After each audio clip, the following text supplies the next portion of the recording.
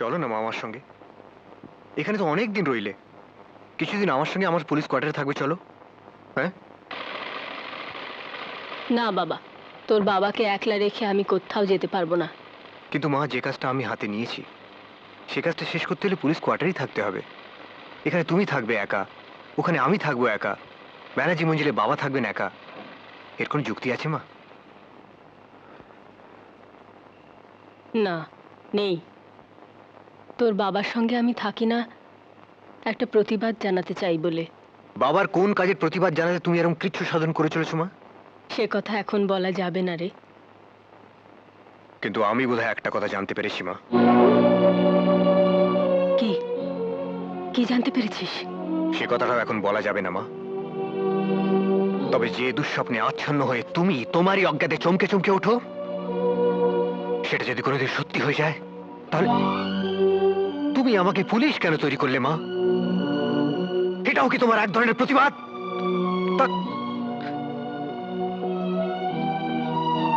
শান্তনু, শান্ত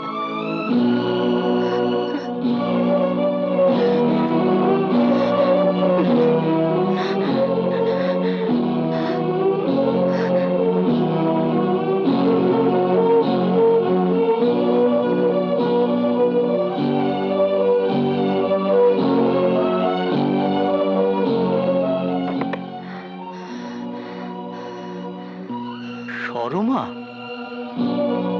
তুমি এত হাঁপাচ্ছ কেন? কি হয়েছে তোমার? তোমার চোখে জল?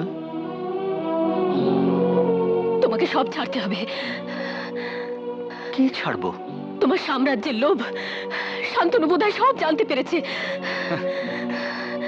তোমার কি ধারণা শান্তনু আমার হাতে হাত কড়া পরিয়ে জেলে পাঠাবে? পুলিশের বড় কর্তারা তো সেটাই চাইবে। হ্যাঁ, তুমিও তো সেটাই চেয়েছিলে। আমার কাজের প্রতিবাদ করবে বলে শান্তনুকে তৈরি করেছো তোমার হাতিয়ার করে। তাহলে এত ভয় পাচ্ছ কেন? ভয় তো আমি আমার জন্য পাইনি। আমি চাইছি তোমাকে বাঁচাতে।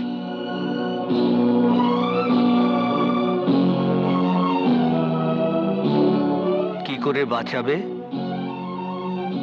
সুস্থ সাধারণ জীবন একদিন আমিও চেয়েছিলাম।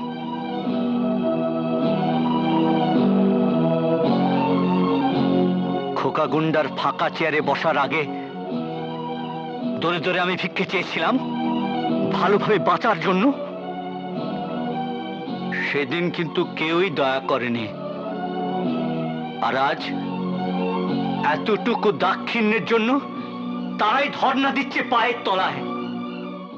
যতদিন পাখি ওই গানে গানে